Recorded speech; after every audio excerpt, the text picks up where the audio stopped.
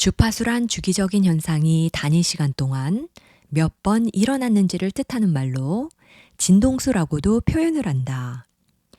주파수를 활용한 것에는 TV나 라디오, 스마트폰 등 주로 통신 사업에서 사용하고 있다. 인간도 하나의 송수신 기지국과 같다. 인간은 인간 특유의 주파수를 잡기도 하고 파장을 내보내기도 한다. 주로 감이라는 인간 센서를 사용하여 주파수를 잡는다. 이 주파수는 모든 사람들이 사용하고 있지만 정작 자신들은 잘 인지하지 못한다. 주파수가 통하는 경우 내가 상대방을 생각했는데 갑자기 상대방에게서 전화가 오는 경우는 서로 주파수대가 맞아떨어졌을 때이다. 즉 같은 파장대에서 진동하고 있었기 때문에 주파수가 바로 연결된 것이다. 사람들은 하루에도 수많은 생각과 상념들이 머릿속에 들어왔다 나갔다를 반복한다. 그 중에서 내 마음과 생각의 파장이 연결되는 경우가 있는데 이때 주파수에 걸렸다고 표현한다. 주파수에 걸리는 것은 마음 에너지에서 붙잡히는 경우다. 주파수에 걸리면 나의 뇌로 관련된 생각들이 계속 방송된다. 이럴 때 생각이 꽂혔다고 하는 것이다. 예를 들면 어떤 사람이 한 말이 뇌리 속에 남아 빙빙 돌면서 자꾸 생각이 나게 되면 상대방의 에너지에 주파수가 연결된 것이다. 즉 상대가 한 말에 나의 감정 에너지가 반응했기 때문에 주파수에 걸린 것이다. 주파수가 연결되었다는 것은 거기에서 풀고 배워야 할 것이 있기 때문에 연결이 된 것이고 연결된 주파수가 어떤 메시지를 보내고 있는지 이해하고 깨달으면 연결된 주파수 에너지는 풀어지게 된다. 사람마다 주파수를 연결하고 있는 것이 다 다르다. 여러 방향의 주파수를 띄우고 있는 사람들은 생각이 복잡하고 어지럽다. 반면에 한 개의 주파수를 띄우고 있다면 이것은 마치 화두와 같이 작용을 한다. 자신이 관심을 가지고 생각하고 있는 것에 주파수가 맞추어지는 것이다. 주변 인간관계 네트워크를 보면 자신의 에너지 상태를 파악할 수가 있다. 어떤 사람은 죽은 사람을 당기는데 죽은 사람과 주파수가 연결되었기 때문에 당기고 있는 것이다. 이런 경우 죽은 사람이 왜 나와 주파수가 연결되었는지를 분석해 볼 필요가 있다. 내가 죽은 사람의 기운을 당기면 실제로도 죽은 사람의 영혼이 주변에 머무르게 된다. 이 경우는 인지를 하고 있는 인간이 주파수를 해체시켜야 하며 영혼을 자연으로 되돌려보내는 것이 필요하다. 그러나 이러한 기운이 하나의 에너지원이 되기 때문에 인간 스스로 끌어당기기도 한다. 즉 비슷한 기운은 비슷한 기운끼리 끌어당기는 법이다. 에너지 관리는 스스로 독립된 방송국을 차려야 한다. 채널은 내가 필요에 따라 연결해야 한다. 그러나 일반적인 경우 외부에서 들어오는 채널을 그대로 수용하는 경우가 많다. 외부에서 들어오는 채널은 자신이 바로 인지하고 돌려낼지 받아낼지 판단하는 것이 필요하다. 외부에서 들어오는 주파수에 걸리지 않으려면 감정적으로 걸리지 말아야 한다. 이것이 주파수를 관리하는 방법이다. 생각 파동이 마음과 연결될 때 주파수가 잡힌다고 앞에서 이야기하였다. 마음이라는 센서에는 카르마 코드가 입력되어 있다.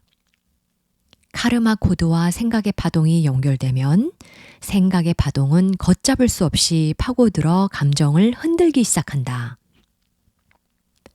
카르마라는 것이 일종의 영혼의 숙제와 같은 것으로 사람마다 각자 풀어야 할 숙제가 있다. 이 숙제는 전생을 거쳐오면서 점점 불어난 빚더미 같은 것이 되어 자기 인생의 걸림돌처럼 보이지만 전생에 풀지 못한 숙제가 비처럼 현생에 따라오는 것이다. 카르마 코드는 마음 안에 담겨 있다. 인간이 죽으면 이 마음 에너지가 지구에서의 기억 코드를 저장한 채 육신을 벗어나는 것이다. 이것이 영혼이다. 영혼은 지구에서의 기억 정보를 간직한 채 영의 바다로 들어간다. 죽은 영혼은 마음 에너지만 있어서 인간처럼 생각하는 것이 안 되지만 단순한 감정에 집착은 없다. 단순한 감정에 집착은 있다. 집착이라는 것이 지구에 붙여놓는 일종의 접착제와 같다. 이 집착은 인간 영혼을 무겁게 만들고 가라앉게 만드는 원인이 되기도 한다. 카르마 코드와 연결된 생각 파동은 감정의 에너지를 작동시키고 슬픔, 분노, 두려움 등의 마음은 걷잡을 수 없이 커져 블랙홀처럼 주변의 산염을 끌어당긴다. 자신에게 다가온 감정 에너지들은 자신의 것과 주변의 것들이 한데 얽혀 증폭된다. 결국에는 사건, 사고로 물질화가 되어 피하려고 해도 피할 수 없는, 결국 수습할 수밖에 없는 상황으로 흘러간다. 카르마가 돌면 움직임이 빨라진다. 여기저기 사건, 사고가 터지면서 움직임이 촉발된다. 터져버린 댐을 막듯 처리해야 할 문제들이 몰려온다. 한바탕 회오리가 지나고 나면 자신에게 다가왔던 카르마 블랙홀은 깨달음이라는 화이트홀로 변환된다. 질량이 무겁던 블랙홀의 질량이 점차 감소되어 깃털처럼 가벼운 화이트홀로 바뀌게 된다. 카르마는 깨달음이라는 에너지로 재탄생되는 것이다. 각자 자신에게 할당된 임무를 끝낼 때 빛은 비로소 빛으로 전환된다. 무거운 카르마 빛은 깨달음이라는 빛으로 바뀐 것이다. 사람마다 각자 풀어야 하는 밀린 숙제를 풀어내고 세상에 빛이 나는 일을 마지막으로 해낼 때 카르마 코드는 빛이 빛으로 전환된다. 마음의 무게가 점점 가벼워지고 집착과 욕심의 마음에서 벗어날 수가 있다. 따라서 자기 앞에 다가온 숙제를 회피하지 말고 그 숙제의 원인과 이유를 파헤쳐서 깨달아야 한다. 현재 자신을 괴롭히는 상념의 원인이 무엇인지, 그 안에서 무엇을 깨달아야 하는지 알아야 한다. 자신을 둘러싸고 있는 주변 환경을 보고 깨달아야 한다. 인기, 인간의 기운을 먹는다. 인기와 빛의 에너지. 인간은 음식물을 섭취하고 그 기운으로 산다고 하지만 음식 이외에 사람 기운을 먹고 살기도 한다. 이 기운이라는 것이 눈에 보이진 않지만 인간에게 영향을 미치는 것은 사실이다. 사람이 빛이라는 광을 받으면 아프던 것도 사라지고 병자는 일어나고 삶의 활력소가 붙는다. 그만큼 광이 무서운 것이기도 한데 이 광에 민감한 사람들이 바로 연예인이다. 광의 다른 표현은 인기이다. 인기란 사람들의 기를 받는다는 뜻이다. 사람의 기를 많이 받은 사람은 얼굴에서 빛이 난다. 그래서 인기를 얻으면 광이 난다라는 표현을 쓰는 것이다. 인기를 받는다는 것은 사람들의 관심과 집중을 받는다는 뜻이다. 이 인기라는 에너지를 받으면 받은 만큼 돌려내야 한다. 그래야 기가 순환이 된다. 그래서 사람들은 친구들을 만나 기를 돌리고 또 받은 그 기운으로 살기도 한다. 그런데 간혹 인간의 기운을 빨아먹고 사는 인간들도 있다. 이런 사람들은 관심 받으려는 행동을 하면서 상대의 시선을 끌어당긴다. 대체로 사념에 물들지 않은 순수성을 가진 사람들은 남에게 기운을 빼앗기게 되거나 주게 되고, 사념체로 물든 관념적인 인간은 자신도 모르게 남의 기운을 흡수하며 산다. 생명 에너지는 불완전한 곳으로 흐르는 속성 때문에 순수한 인간들은 대체로 기운이 잘 빨린다. 생각만으로도 에너지는 흐른다. 사람들의 시선을 집중시키는 힘을 타고난 사람들이 있다. 이들은 무당기가 있는 사람들인데 무당기가 있다는 것은 에너지의 블랙홀을 가지고 있다는 말이다. 무당기가 없는 사람들이 광을 받기 위해 사용하는 방법이 똘끼와 유혹이다. 타고난 미인이나 미남의 경우 자연스럽게 시선을 집중시키기도 한다. 그러나 외적 끌림은 딱 10분용이다. 특히 개그맨들은 똘끼를 이용해야만 사람들의 머릿속에 기억을 남길 수가 있다. 반면에 타고난 외모는 아니지만 자연스럽게 끌리는 매력을 가지고 있는 사람들도 있다. 이런 부류는 대체로 두 종류가 있다. 불완전으로 기운을 끌어당기는 사람과 완전함으로 끌리는 사람이다. 불완전으로 끌어당기는 사람은 두려움에서 비롯된 보호 본능을 일으키는 것이므로 이런 부류의 사람은 사람들의 감정체를 자극하면서 사람 기운을 당겨서 먹고 사는 사람이다. 그러나 완전함으로 끌리는 사람은 타고난 생명력과 밝음의 에너지를 주변에 비추임으로 생명의 에너지를 무의식 중에 받기 위해 몰리는 것이다. 감정체를 자극하면서 끌어당기는 것은 마력이고 생명력을 발산하면서 내어주는 것은 매력이다. 마력은 마이너스, 매력은 플러스이다. 감정체를 자극하는 사람에게 자석처럼 끌려 들어가면 나의 생기를 빼앗기는 것이고 생명력을 발산하는 사람에게 자발적으로 들어가는 것은 생기를 보충하러 들어가는 것이다.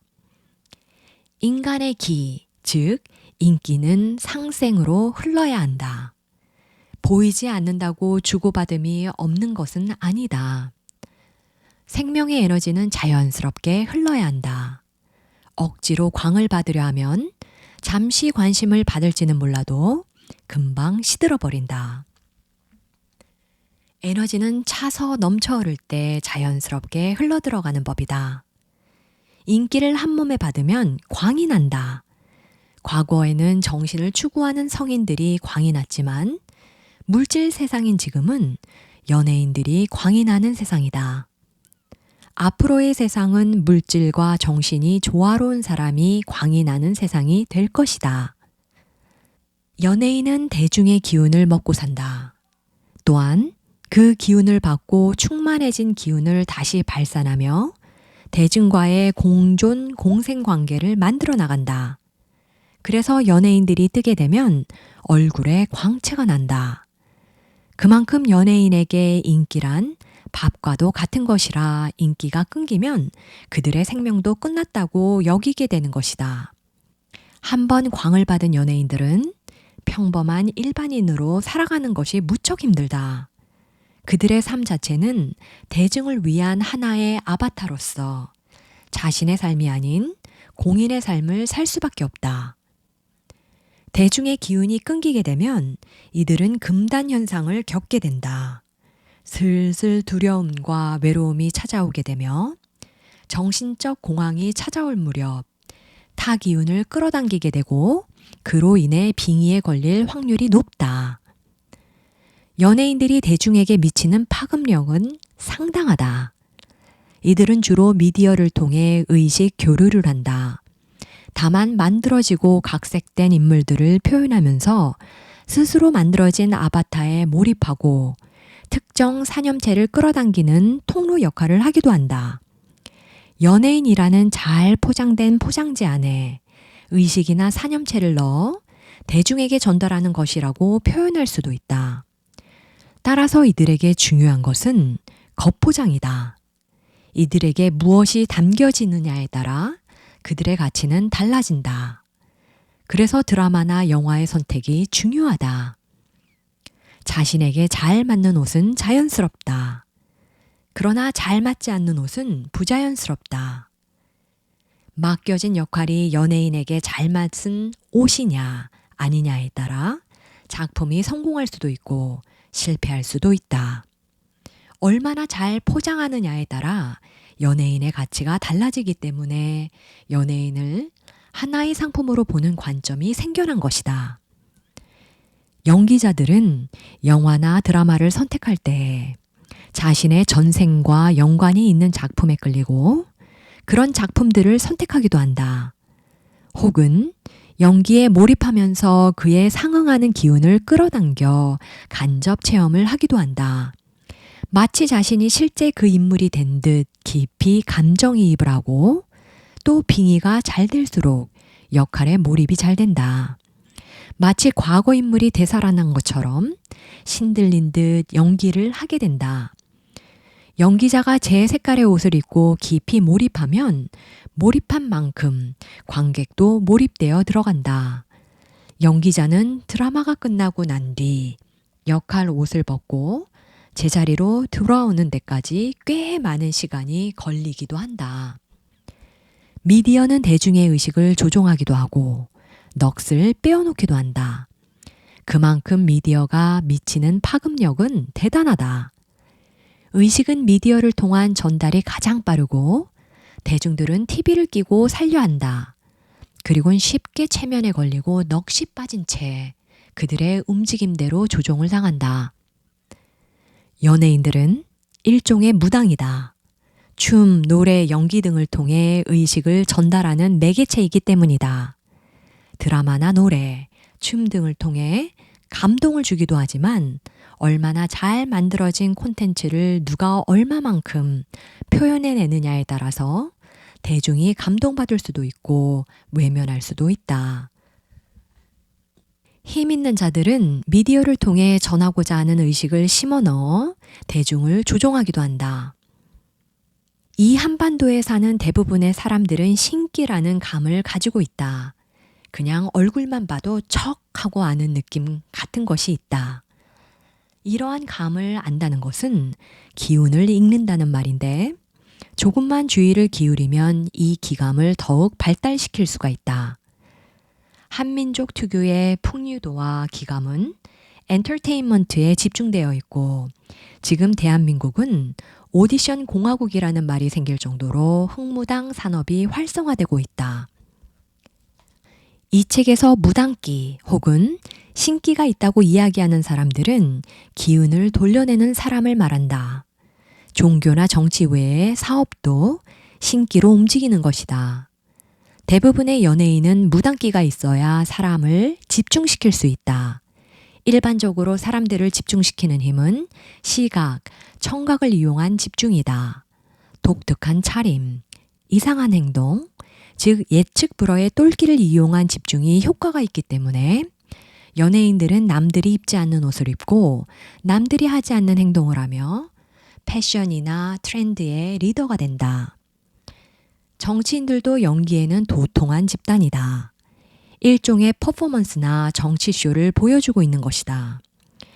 정치인들의 행보 혹은 정치인들의 말과 행동에는 일종의 계산과 정치적 노림수가 숨겨져 있다.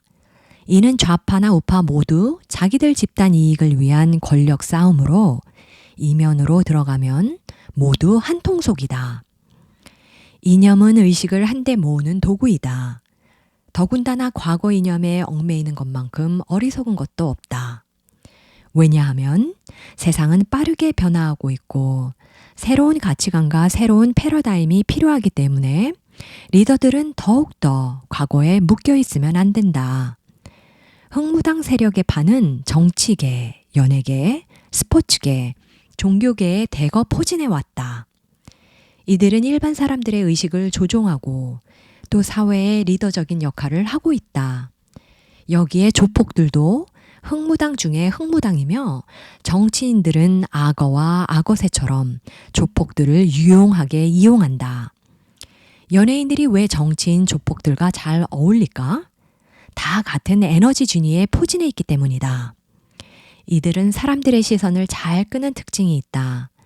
사람들의 시선을 끈다는 것은 대중의 시선을 자신에게 집중시킬 줄 안다는 뜻이다.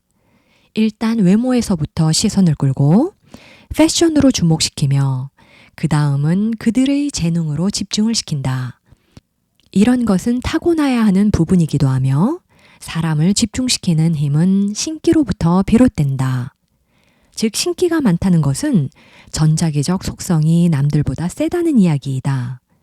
이들은 기운을 빨아들이고 내보내는 힘이 남다르다.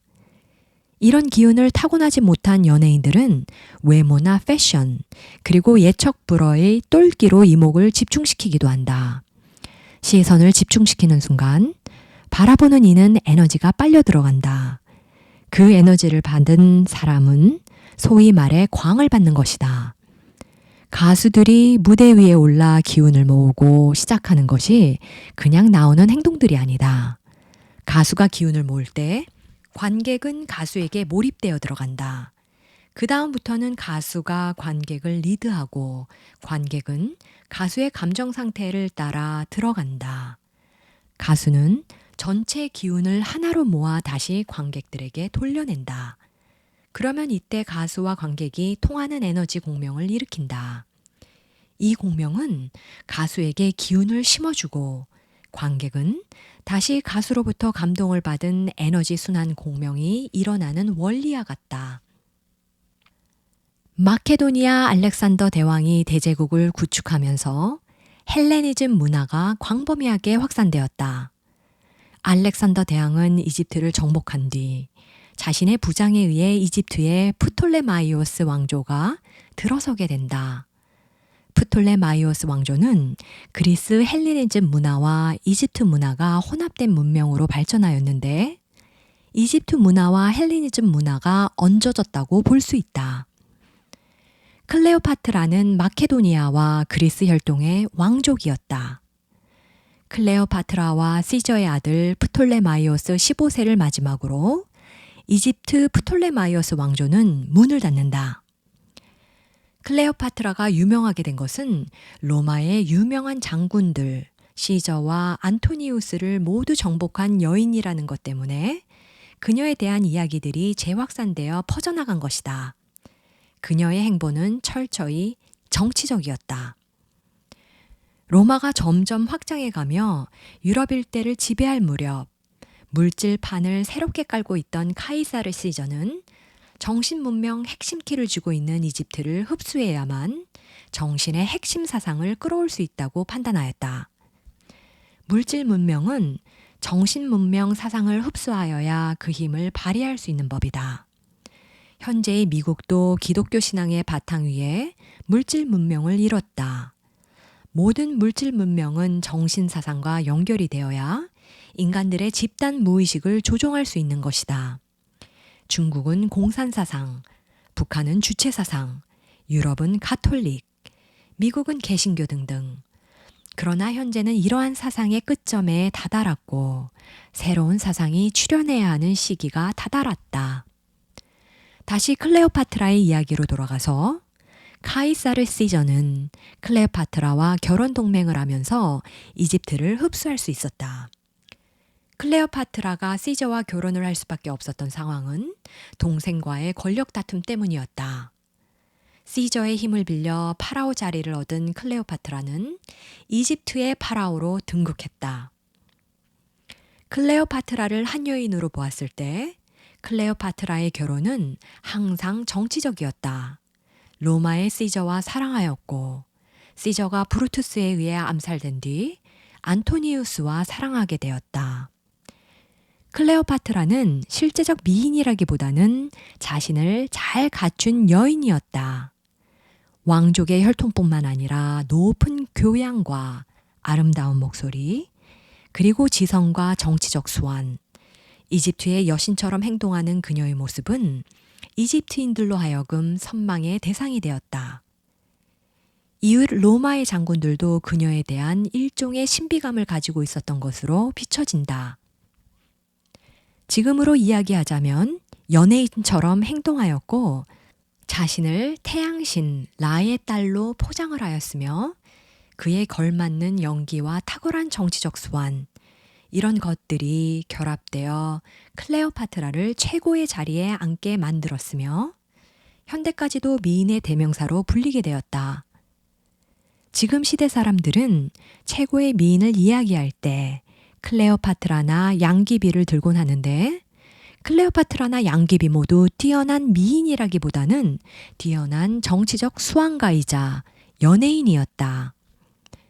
클레오파트라의 삶은 연예인적인 삶이었으며 자신을 가장 잘 포장한 여인이기도 하다. 즉 자신의 가치를 자신이 만들어내고 창조한 여인이었다. 클레오파트라는 그 당시 최고의 연애 흥무당이었고 카이사르 시저는 그 당시 최고의 정치 흥무당이었다. 이둘의 결합은 연애 흥무당과 정치 흥무당의 결합으로 그 당시 사람들의 의식을 끌어당기는데 최고의 시너지를 이끌어냈다. 잘 들어주셔서 감사합니다.